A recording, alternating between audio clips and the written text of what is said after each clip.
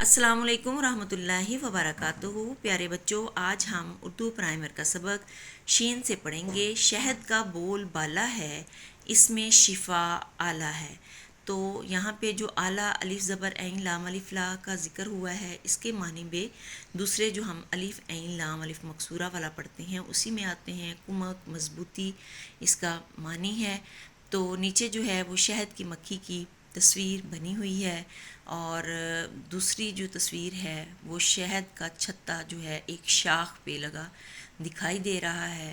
شہد کا چھتا جس میں شہد کی مکھی جو ہے وہ شہد جمع کرتی ہے۔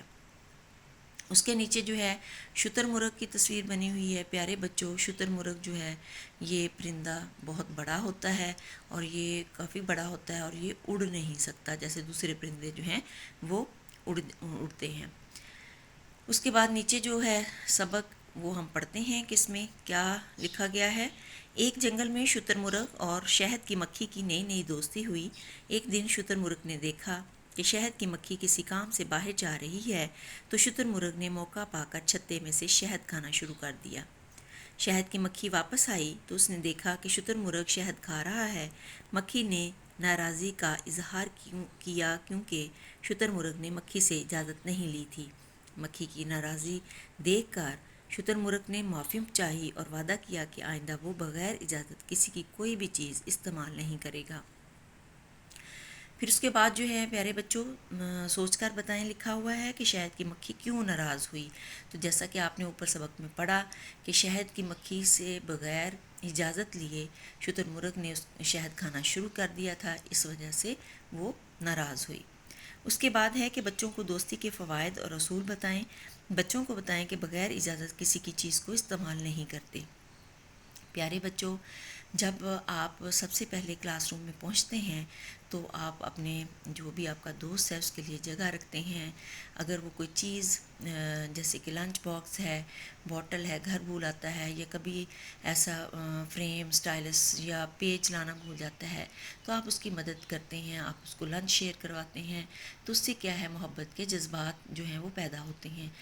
اور کسی بھی اگر کوئی آپ کا دوست آپ کے ساتھ ہمدردی کر رہا ہے تو آپ بغیر اجازت کے اس کی چیز، یعنی کہ وہ لنچ لے کے آیا، آپ بغیر اجازت اس کا لنچ کھا لیں، اس کی پانی والی بوٹل ختم کر لیں، وہ وزن اٹھا کے لایا، تو یہ بہت ہی غلط بات ہے۔ اس سے کیا ہے، نفرت جنم لے گی۔ ہمیشہ ایک دوسرے کا خیال رکھیں۔ خیال رکھنے سے جو ہے وہ محبت پیدا ہوتی ہے۔ اور ہمیشہ اچھے اور نیک دوست بنائیں، کیونکہ صحبت کا بھی بہت زیادہ اثر ہوتا ہے۔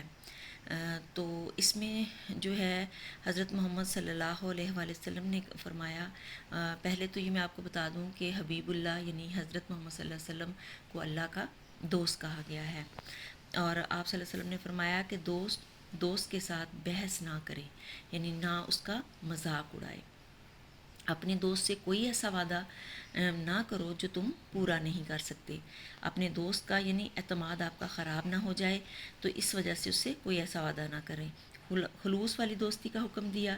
مصطفیٰ کریم صلی اللہ علیہ وسلم نے ارشاد فرمایا کہ میرا مومن تو وہ ہے جو اپنے لیے پسند کرے وہی اپنے بھائی کے لیے پسند کرے۔ امام غزالی نے احیاء علوم کے اندر لکھا ہے کہ حضور صلی اللہ علیہ وآلہ وسلم جنگل میں گئے، ان کے ساتھ ایک صحابی تھے۔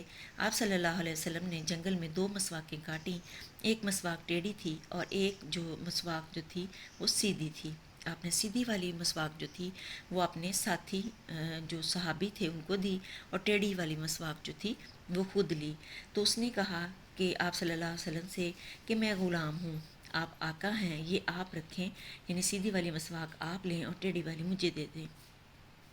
تو آپ صلی اللہ علیہ وآلہ وسلم نے فرمایا کہ دوستی اور صحبت کے حقوق ہوتے ہیں۔ اللہ تعالیٰ دوستی اور صحبت کے بارے میں سوال کرے گا۔ میں چاہتا ہوں کہ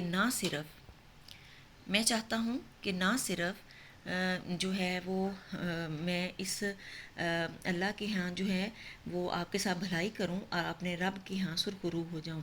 اپنے دوست کا اچھا سوچنا، بھلا کرنا، خیر کی بات کرنا، خیر کے جذبات رکھنا، نرم رویہ رکھنا، دوستی میں کسی بھی قسم کا لالچ نہ کرنا، یہ سب جو ہے دوستی کے اوصاف ہیں۔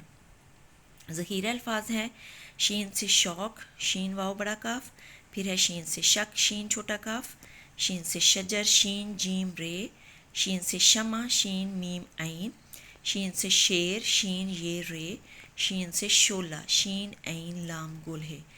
پیارے بچوں، مجھے دیجیے اجازت، اللہ نگہبان۔